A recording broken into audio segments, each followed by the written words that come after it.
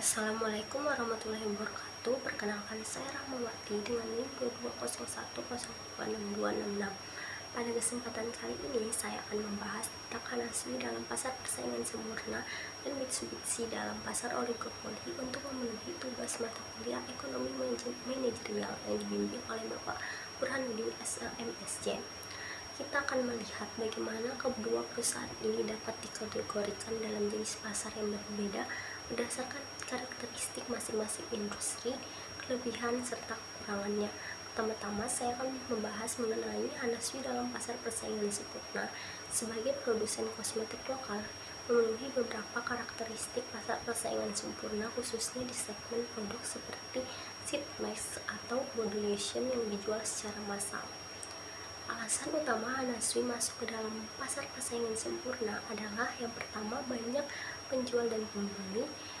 Di pasar kosmetik murah dan terjangkau, banyak perusahaan kecil dan menengah yang bersaing seperti Emina, Wadah, atau Pipa. Konsumen bebas memilih merek manapun. Lalu yang kedua, produk yang homogen dalam segmen tertentu. Hanashi menawarkan produk yang serupa dengan kompetitor lain seperti body lotion yang komposisinya standar dengan tambahan vitamin E sehingga tidak ada ciri khas unik seperti yang biasanya ditemukan di pasar monopolistik. Lalu yang ketiga, harga yang ditentukan pasar. Karena homogenitas produk, Hanashi tidak memiliki kekuatan untuk menetapkan harga yang lebih tinggi daripada kompetitor. Harga produk Hanashi sering mengikuti harga pasar agar tetap kompetitif. Lalu yang keempat, kemudahan masuk dan keluar pasar. Industri kosmetik sederhana memiliki penghalang masuk yang relatif rendah. Banyak merek kecil lain dengan modal terjangkau dapat memproduksi produk serupa. Kelebihan dan kekurangan Hanashi di pasar persaingan sempurna. Lalu ada kelebihan Hanashi di pasar persaingan sempurna. Yang pertama, volume penjualan tinggi. Karena produknya standar dan harganya terjangkau, Hanashi dapat menjangkau pasar yang luas dan mendapatkan pangsa pasar besar. Lalu yang kedua ada efisiensi produksi. Pasar persaingan sempurna menuntut efisiensi biaya produksi agar tetap kompetitif. Hal ini mendorong Hanashi untuk mengoptimalkan sumber daya. Yang ketiga, akses konsumen yang luas. Karena homogenitas produk, konsumen mudah menerima produk Hanashi yang sering tersedia di berbagai toko kosmetik dan e-commerce. Adapun kekurangan Hanashi di pasar persaingan sempurna. Yang pertama, margin keuntungan tipis. Karena tekanan untuk menawarkan harga kompetitif, keuntungan per unit Hanashi cenderung rendah. Yang kedua, minim diferensiasi. Hanashi tidak dapat membedakan produknya secara signifikan sehingga sulit menciptakan loyalitas merek. Yang ketiga, ketergantungan pada harga pasar.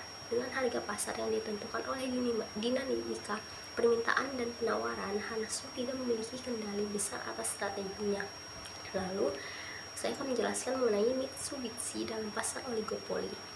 Alasan utama Mitsubishi masuk ke pasar oligopoli yang pertama adalah jumlah produsen terbatas. Pasar otomotif hanya memiliki beberapa pemain besar seperti Toyota, Honda, dan Mitsubishi sendiri. Setiap pemain memiliki pangsa pasar yang signifikan dan saling mempengaruhi. Yang kedua, produk diferensiasi.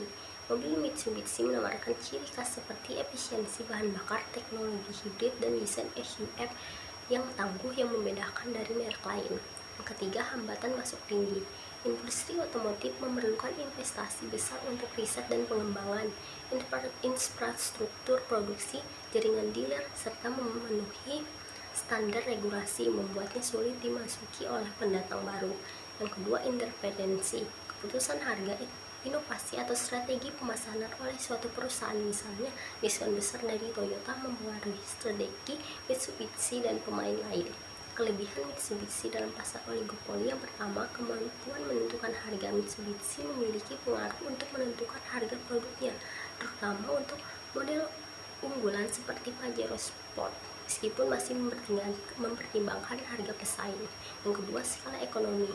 Dengan memproduksi massal dan efisiensi dalam rantai pasok, Mitsubishi dapat mengurangi biaya per unit produksi. Yang ketiga, inovasi produk. Mitsubishi terus berinovasi dengan fitur ramah lingkungan seperti teknologi hibrid atau desain SUV yang sesuai dengan pasar Asia.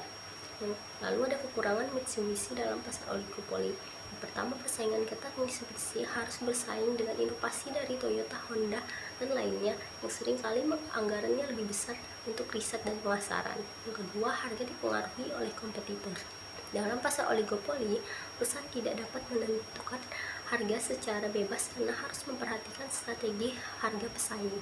Ketiga, regulasi ketat. Mitsubishi harus memenuhi standar emisi dan keselamatan yang terus diperbarui oleh pemerintah yang memerlukan investasi tambahan dan pengembangan teknologi. Kesimpulannya, Hanasu lebih cocok dikategorikan dalam pasar persaingan sempurna karena produk homogen dan hambatan masuk pasar rendah, sedangkan Mitsubishi berada dalam pasar oligopoli karena jumlah pemain terbatas, produknya terdiferensiasi, dan hambatan masuk yang tinggi. Perbedaan ini mencerminkan dinamika dan tantangan unik dari masing-masing perusahaan di industrinya. Semoga penjelasan ini dapat memberikan wawasan baru dan bermanfaat bagi kita semua. Wassalamualaikum warahmatullahi wabarakatuh.